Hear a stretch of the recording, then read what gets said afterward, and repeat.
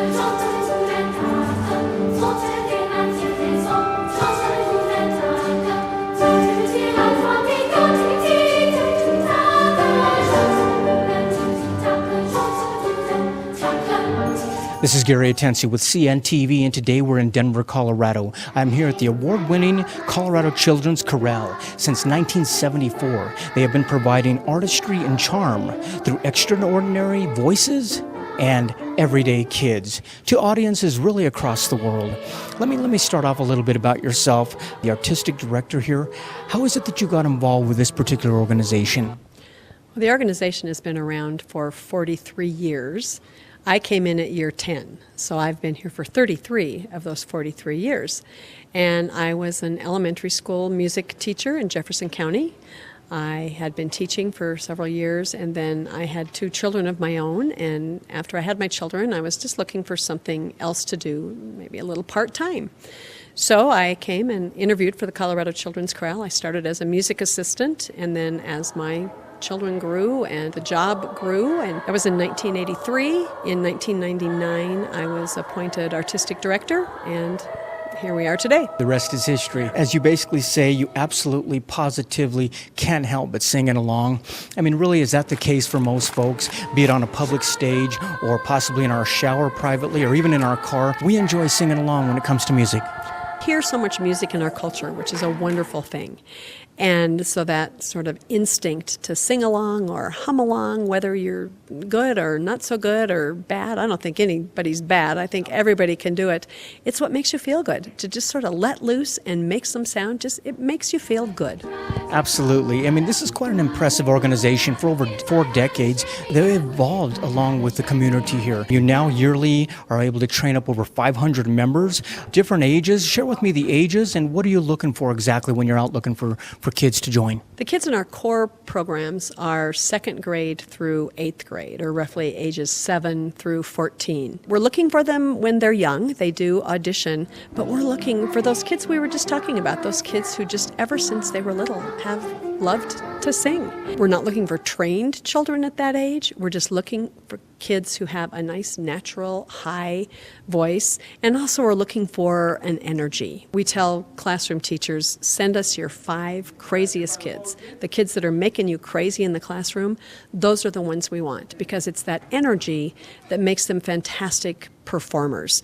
We can teach them to sing. We can help with that, but they have to have sort of an inherent energy to get on stage and do their thing. So we take all that energy and we focus it into their performance, and you see the result of it.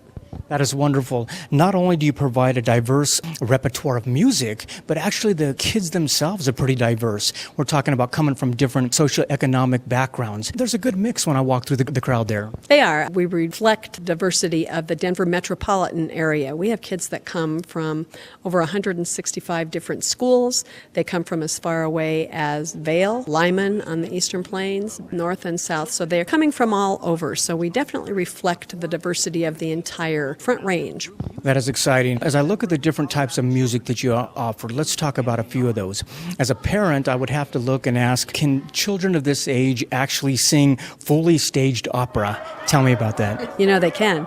That's why we exist today. We are founded out of opera. Our founder, Dwayne Wolfe, was tasked in 1974 to find the children's choir to sing for Central City Opera's production of A Midsummer Night's Dream. So that's how it started. Opera, of course, involves the kids both singing and moving, and they have to be excellent performers. I just read something not too long ago that said when you talk about the energy and multitasking that it takes For any discipline that we do, not just performing arts, but any job that we have, one of the hardest, an opera singer has to multitask more than anyone else. We're born out of that, so that movement piece of it is very important to us. You'll never see us just stand and do a 90-minute concert in one place with our hands at our sides. We are moving all over the place. To me, that's fantastic. It's engaging for the kids, keeps the kids involved. They don't faint on stage because they're moving around all the time, but it also keeps the audience engaged. So the audience has a visual to sort of identify with and get their arms around, as well as the audio. So it's a win-win. Speaking of the audience, share with us some of the notable opera performances that you've provided for in the past few years. This past season, we did Tosca with the Colorado Symphony, as well as La Boheme with Central City Opera. Next summer, we'll be on stage again with Central City Opera for Carmen. We did A Midsummer Night's Dream just last year as well with Colorado Symphony. You name it, we've done pretty much every opera there is to do, as well as musical theater. Also with Central City Opera in the past few years done The Sound of Music. We did The Music Man with the Colorado Symphony. Perfect. I know growing up, I began in theater myself. I made a movement into musical theater because I love the mix between the music and theater. It can make for a really exciting story. And not only that, but I pretty much remember most of the songs to this very day. That has to be fun for a lot of the kids when it comes to memorizing and that type of thing. Kids are amazing. They actually memorize everything. When you see a chorale concert, everything is memorized, which makes it nice for me because then we can make music together. They're not struggling with a piece of music or where to look. They're looking straight at me, and on the spot, we can make that music. The other thing it does is, you talked about remembering that music. What's the first thing we learn? We learn Twinkle, Twinkle, Little Star. We learn our ABCs by learning the ABC song. We learn so many things by music. How many kids will tell you that they learned the names of the states because they had the state song, or the names of the presidents because of the president's song? So music gives you something to hook into. It engages a different part of your brain and makes it easy for you to memorize things. Memorizing multiplication facts, it doesn't matter what it is. It gives you that next little step that hooks things in for you. Once again, exposed to quite a few different types of music. They are. We perform every genre of music you can imagine, from the musical theater, the opera, very classical, sacred music, the big works that we also do with the symphony, whether it's a Carmina Burana or Mahler Symphony. We do musical theater. We do folk music. They love that. World music is a new thing right now. Well, it's not new. It's quite old, but it's really coming into the repertoire for children's choirs and all choirs. Pop music, they're exposed to every kind of music that you can imagine, and they do it all. I always say that I have the best job in the world because it's a very flexible instrument, that their sound, they can mimic anything. So they can make any kind of sound you can imagine to reproduce any kind of music that we're talking about. So it's really fantastic.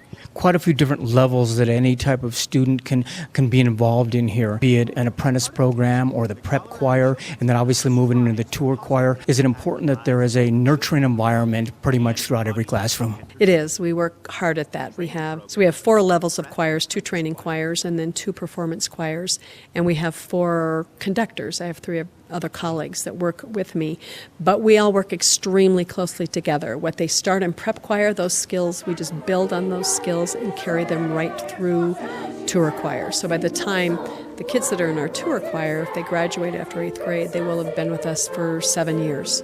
So it's a family. There's no two ways about it. We have a great time. We love them, and most of the time they love us. And they love you as well. It's a lot of fun, very engaging, like you said, yet at the same time, this is a disciplined program. I mean, obviously, excellence is at the core of really what this program has been known for. Yes, and thank you for bringing that up. I have a belief, and our founder had a belief, that excellence is important in everything that you do. Children, anybody really, will do whatever you expect of them. Why not expect a top level? And they rise to it every single time. What we hear from our alums, and of course we have 40 plus years of alums all over the place, what we hear is what they took away from this program, in addition for a love of music. They know every Christmas song ever written by the time they do 7 Christmas seasons. But the big thing that we hear is that performance training is what carries them through. And it doesn't matter what they go on to do. We have a small percentage of our alums that are on stage and on screen, but the vast majority of them are in classrooms, in boardrooms, around the world, doing fantastic work. And whatever they've chosen to do, they will come back and tell us that the discipline they learned in our performing program, the confidence, the skills that they gained, the focus, and we teach the kids everything. I mean, by the time they're in tour choir, they're ambassadors. We tour around the world. We expect them to be ambassadors. We start working young on how you walk up, shake someone's hand, look them in the eye, say hello, say thank you. All of that is important to us. So those performing skills, whether they're giving a third grade book report or running for student council or auditioning for something or interviewing for a job, life is one big performance. So you might as well learn to do it when you're young and learn to do it well. All the world is a stage, as they say. I see more than just mouths in there moving. I see feet moving. I see minds moving. I mean, really, you see confidence coming out. I know I gained a lot of my confidence for being in choir. I mean, be it a soloist or in a group, it's really a team approach. To me, it was like one of my favorite sports. It's true, and it's a sport where everybody wins. Everybody on that stage wins, and that's what I love about it. They learn to work together. They have to learn to pay attention to everything that's happening around them, move together, make that sound together. It's one of the best sports in the world.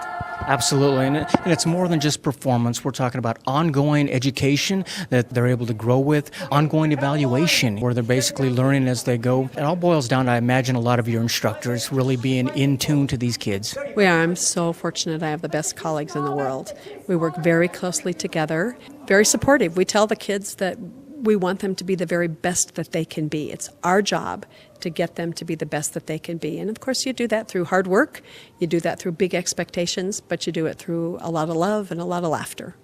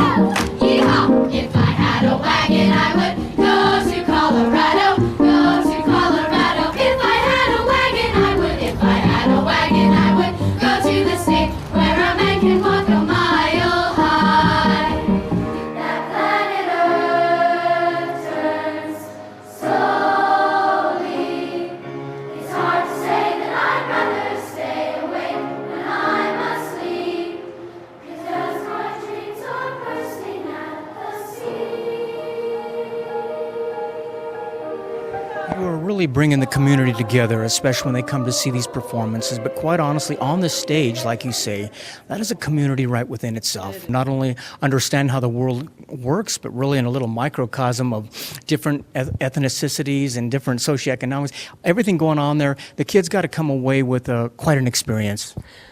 I think they do. They love one another. They become a family, especially by the time they get to our tour choir, who tours around Colorado, around the nation, around the world. We go on tour with no cell phones, no electronic devices of any kind. When you walk into our rehearsal room, you see the cell phones lined up on a table. They're turned off, and we call it the bubble of tour, where they have to learn to rely on one another. They're tuned into exactly what we're doing that day. They're not thinking about anything else but where we are. They're learning the culture, and the culture in Fort Morgan, Colorado is as different for them as the culture in Australia or Brazil or any place else. We love the notion of getting them out of their comfort zone, finding out that there's a big world out there that then becomes a small world, and so many different things. Are you going to agree with everybody? No. But everybody has the right to what they think and how they do things. That doesn't make it wrong. We might do it our way. But that tolerance for just finding out about so many other things, I think, is so important. And it makes them curious. We want them to be curious and adventurous about their world as they grow. And that's what this program does for them. It kind of opens up that world, makes them curious, makes them find out. We take them out in the world, and then they find out that that world is really small. It is amazing. All the notes are so different, yet when they come together, they harmonize. And that's really what's happening there. It's exciting because we see a lot of emphasis on technology and education, which is very important. But this is a program that really values arts education. Yes, we do. We're not necessarily training future artists. That's not our goal. We're right now, our mission in this community is to provide a professional organization or a professional ensemble made up of these kids for the community, which explains our work with the Colorado Symphony and Central City Opera. I think what we give them along the way is a wonderful education, a wonderful appreciation to go on and do whatever they're going to do. Absolutely. Viewers, take a look at the bottom of the screen right there. What you're going to see is their website. First of all, on the website, take a look at the mission page there, and you'll get an idea of what the founder put together back in 1974. This is a program that really brings community together, not only on the outside, but on that actual stage as well. You can see the kids working together. A lot of energy there. That's definitely a prerequisite to be involved. You have to have energy and really a passion for wanting to learn more about life. Take a look. There are different ways you can be involved as well. Maybe you have a student out there or a child out there that wants to be involved. You can apply right there online. You can also find out the performance is going to be and make sure and support them in that way. They've got the box office right there. Check out their past performances, like them on Facebook. That's a great way to get involved. One of the ways that people can definitely get involved, and really is a key component of why you exist, is really just by donating. For folks that want to do that, how does that help? That helps enormously. Performers do pay a tuition, and it pays for a portion of the education that's involved in making them be the excellent performers that they are. But that's a small part of our budget. And as you see the kids and you see the diversity, you know that we have kids that come from all walks of life. We have never turned away a child because their parents could not financially afford it. We give away over $100,000 in scholarship money every year to every child that needs that. And we're very, very proud of that. You believe that music has the power to transform lives. You yourself, you've been with this organization for 30 plus years. You were involved with music before that as well. Has this been rewarding for you, being able to give back really in a way that you're affecting future generations? I don't even know how to put it into words. I always say I have the best job in the world. One of my favorite places to be is on that stage, and I have the chorale kids performing. Behind me, I have an audience, whether it's of kids or adults, senior citizens. My favorite is in a school because the energy that goes back and forth from the stage to the audience, and then the energy from the audience comes back to the stage. It's an incredible circle. I get to stand right in the middle of it.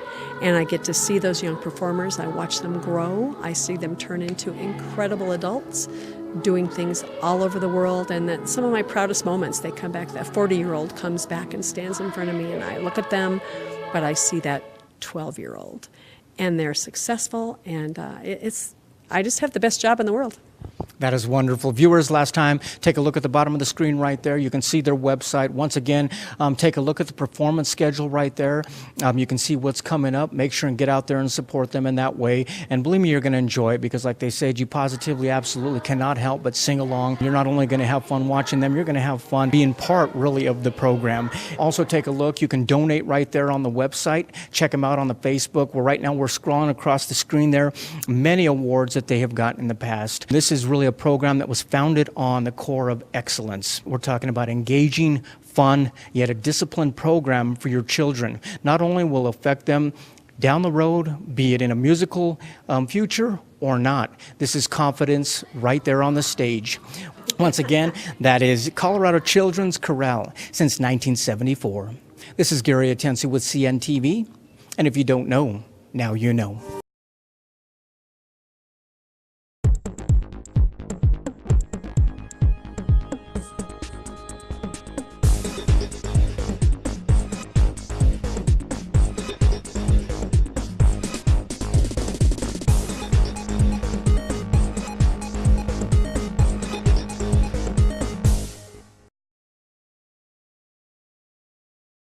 This is Gary Atensi with CNTV, and today we're in Parker, Colorado. I am here at the Gator Loft. Since 2015, they have been providing a warm and inviting atmosphere, both for parents and their little ones, to shop, learn, grow, and play.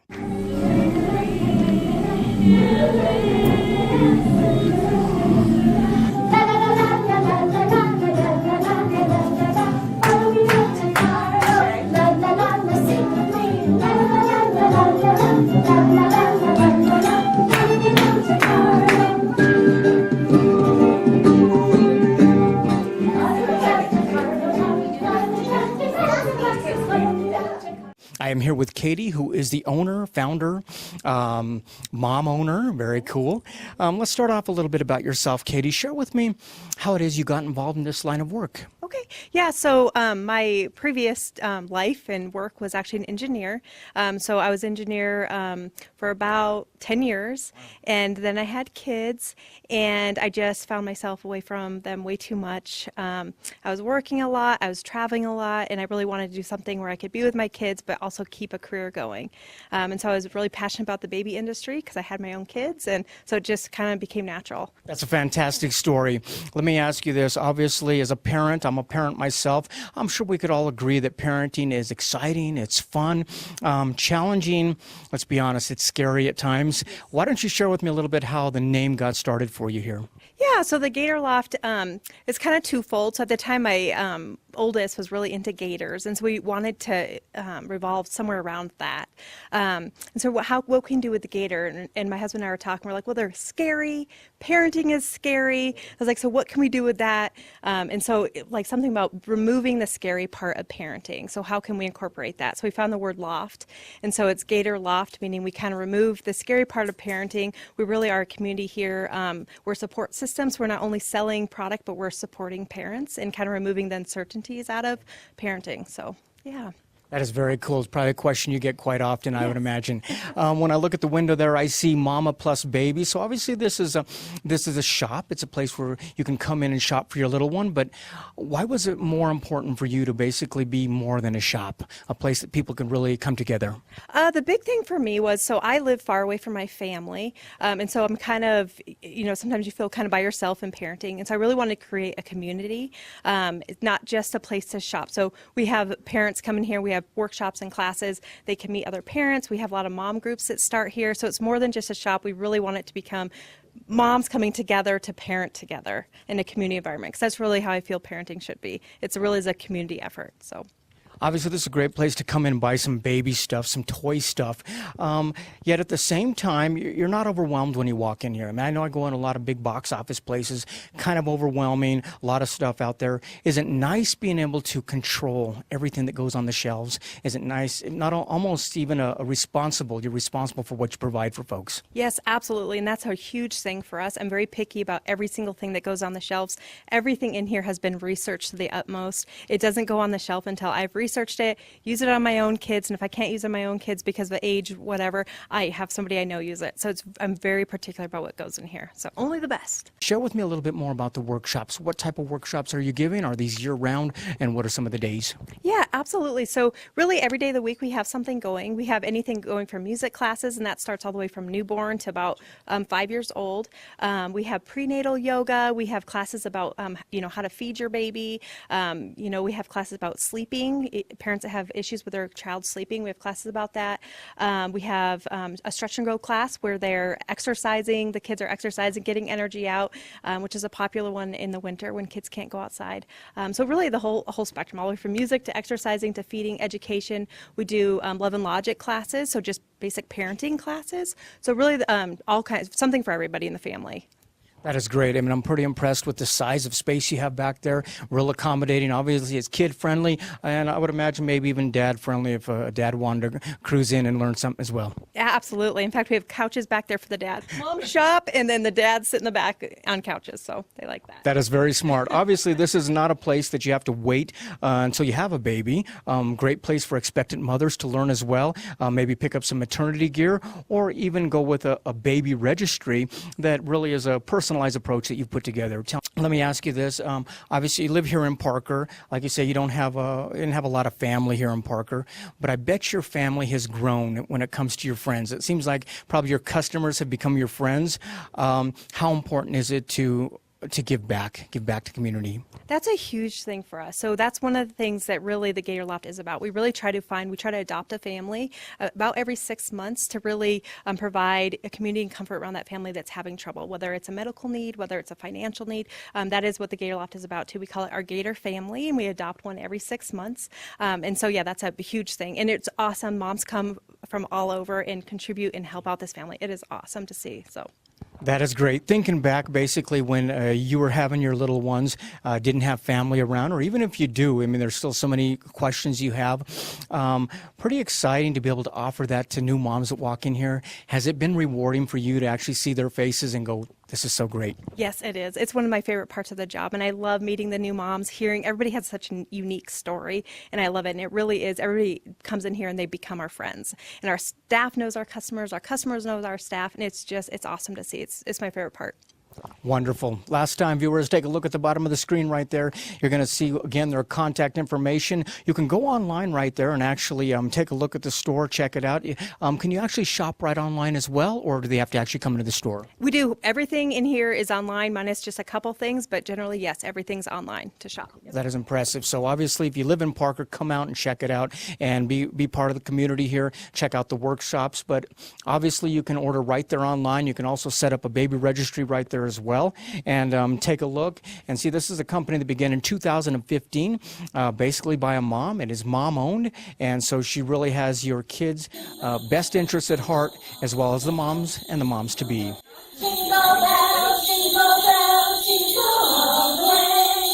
Oh, what fun it is to ride in one-horse open sleigh. Hey! Jingle bells, jingle all the way. This is Gary Atensi with CNTV, and if you don't know, now you know.